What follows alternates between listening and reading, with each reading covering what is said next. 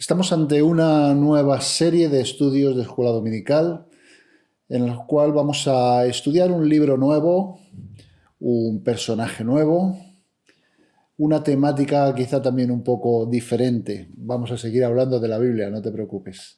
Hoy vamos a hablar de Job, el libro de Job.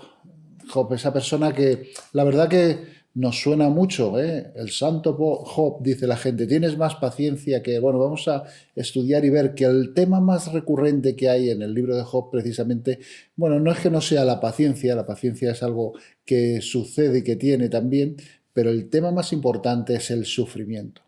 Los textos que vamos a estar estudiando y el tema general de estas clases es Job, preguntas alrededor del sufrimiento. Y en el día de hoy vamos a darle un vistazo a qué está en juego en cuanto al sufrimiento, cuando sufrimos. Vamos a echar en primer lugar un vistazo a Job, a su historia. Job es un personaje que su vida es un drama parecido a la Ilíada, la Odisea, aquellos poemas escritos por Homero pertenecientes al mundo griego, pero según Ezequiel 14, versículos 14 y 20, vemos que es un personaje histórico, igual que lo era Noé, igual que lo fue Daniel. Job es renombrado, como decíamos antes, por su paciencia, y eso lo vemos en el Nuevo Testamento, Santiago 5:11, de ahí le viene la fama. Los eventos registrados en el libro de Job ocurrieron más o menos probablemente en el tiempo de Abraham, de Isaac, en el tiempo de Jacob, ese tiempo que está relatado en Génesis 12 al 35. Algunos piensan que es una historia oriental tomada por los recopiladores del texto bíblico, incluso por Moisés, hay quien dice que podría ser, y adaptada al nuevo concepto que Dios presenta para el pueblo, a cómo es el sufrimiento y cómo debería el pueblo asumirlo. Bueno, a mí me da igual un poquito si existió o no existió Job. Para mí es un texto bíblico, es un texto que además siempre ha estado considerado como canónico, tanto por judíos como cristianos. Y lo importante es entrar al texto y buscar las enseñanzas que vamos a aprender de él, ver su teología, ver qué nos dice. Y cuando revisamos el libro de Job, vemos que habla de Satanás, habla del carácter de Dios, habla de que hay un destino final para todos los hombres. Interpreta el sentido del sufrimiento humano de una manera diferente a cómo se interpretaba y cómo lo creían los pueblos de aquella época. Y ahí está la diferencia. Y la sociedad actual necesita entender todo este concepto de sufrimiento, porque aunque no lo que queramos, vemos que está a nuestro alrededor. Estamos en un momento en que la gente está sufriendo mucho. Hay gente que ha perdido sus trabajos, su posición económica, hay gente que ha perdido muchos familiares, hay gente que incluso está sufriendo ahora en estos mismos momentos en la enfermedad.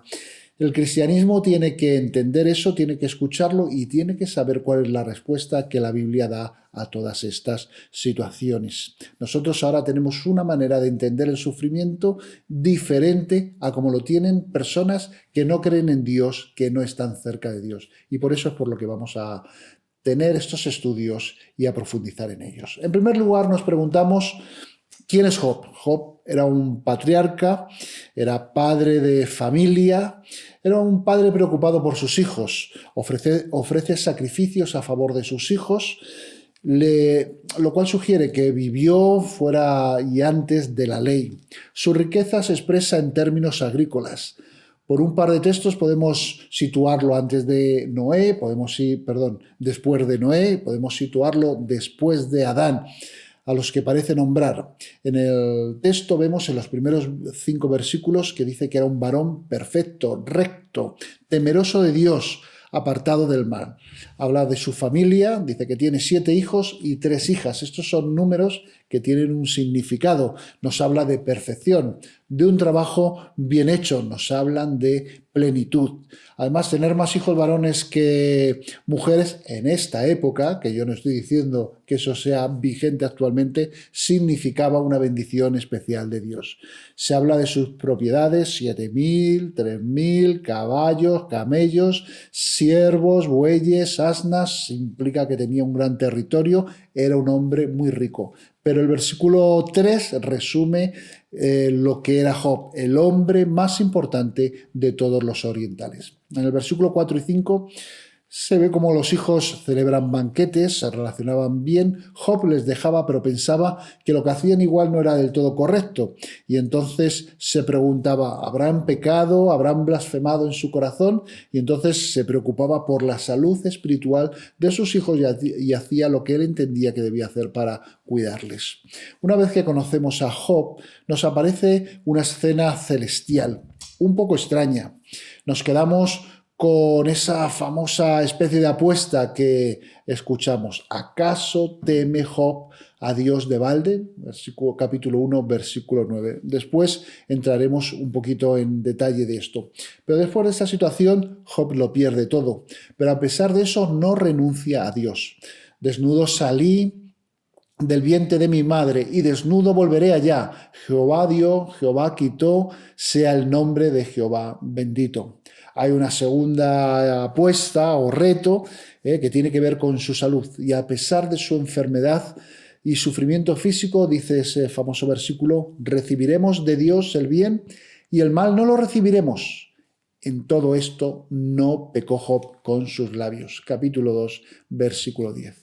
La verdad que el primer problema que encaramos al entrar en este texto es la famosa apuesta entre Dios y Satán. ¿Debemos sacar una interpretación literal del texto? Yo, en mi opinión, desde luego que no. Pero hay elementos que se nos han explicado a través de ese texto y que entran en juego y que lo que nos explican es que hay cosas que están por encima de nuestro entendimiento. En los cielos ocurre algo en un plano de la realidad que desconocemos.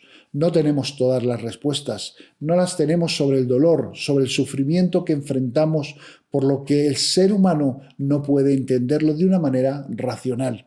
Y cuando nos enfrentamos a él, enfrentamos una situación que quizá la mejor explicación sería precisamente la que viene en el texto, pero no tiene por qué ser literal. ¿Qué tipos de sufrimientos existen? Bueno, podemos resumirlo en el sufrimiento que es responsabilidad nuestra, el que simplemente trae la vida o el que viene producido por otros. Sufrimiento físico y sufrimiento emocional o sufrimiento psicológico, el personal, el ajeno que me implica de alguna manera, el familiar, el comunitario, el pasajero o el que es crónico. Hay otros tipos de sufrimiento, el sufrimiento espiritual, el que te da el devenir de la vida, el sufrimiento basado en percepciones imaginarias, el sufrimiento irreal, etc. El concepto que había en los pueblos alrededor de los judíos, pero que actualmente, como decíamos antes, muchas personas lo entienden, es el sufrimiento retributivo.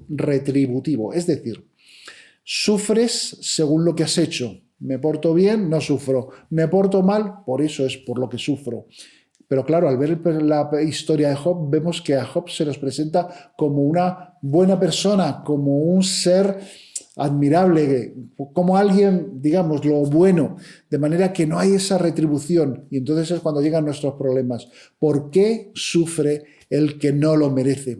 El sufrimiento no tiene que tener una causa retributiva, que sepamos y que conozcamos. Y esa es la primera enseñanza o la más importante que tenemos del día de hoy. Lo que plantea Satán es si la fe es algo interesado o no. La verdad que es una buena pregunta. Hagamos esta pregunta. ¿Creo en Dios por lo que voy a recibir o es de una manera desinteresada? La verdad es que, hombre, algo interesados sí que estamos cuando creemos en el Señor. ¿Por qué? Porque anhelamos esa vida eterna con el Señor. Pero es una vida eterna quizá lejana a nuestro momento o quizá muy cercana, pero no tiene nada que ver con las cosas materiales que ahora mismo recibimos o disfrutamos. La verdad es que nuestra fe no cambia la cantidad de sufrimientos que vamos a tener. Lo que cambia es cómo vamos a vivirla.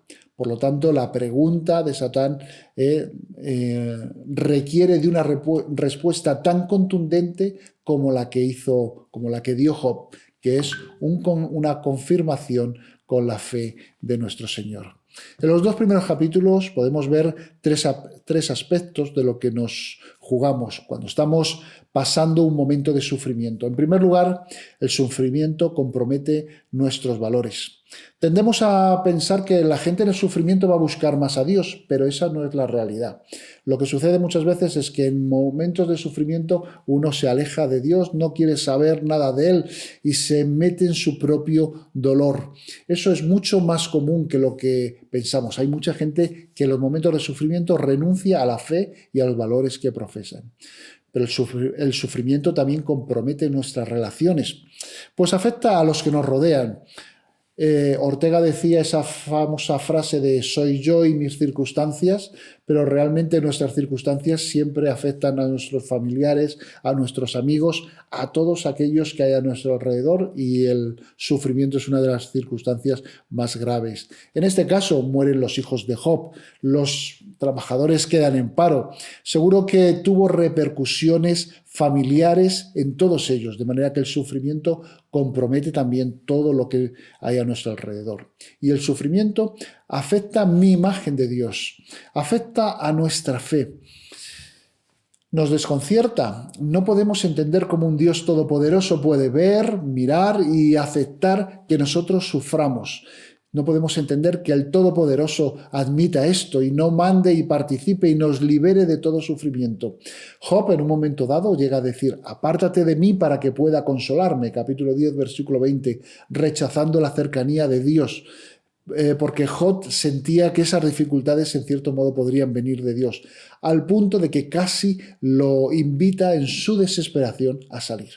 Pero esa no es la realidad, pero a nosotros el sufrimiento puede afectarnos también en ese plano. A modo de resumen, vemos que en los 2 primeros capítulos hay cosas que pasan en nuestra vida de las que no tenemos control ni culpa, ni podemos impedir que sucedan. De Job aprendemos que él estaba decidido a no dejar que las condiciones de su vida aplastaran su fe, ni le separaran de su fe y de sus valores, que estaban por encima de sus circunstancias personales. Hermano, y ahora te toca a ti. Reflexiona sobre algún momento que puedas recordar un sufrimiento personal. ¿Cómo lo viviste? ¿Cómo lo asimilaste? ¿Comprometió tus valores? ¿Comprometió a los que había a tu alrededor? ¿Afectó, tensionó tu relación con el Señor? ¿Afectó a tu fe, a la imagen que tienes de Dios? Y la pregunta final para que puedas darle vueltas es ¿cómo vivirás? ¿Cómo resistirá nuestra fe al próximo ataque, al próximo sufrimiento, a la próxima enfermedad, ya sea de larga duración o no, ya sea por causa de la pandemia o no? Por raro que parezca, cada vez que sufro está en juego cómo veo y cómo es mi relación con Dios. Te deseo consuelo en todas esas circunstancias y te deseo la presencia de Dios en tu vida. Que el Señor te bendiga.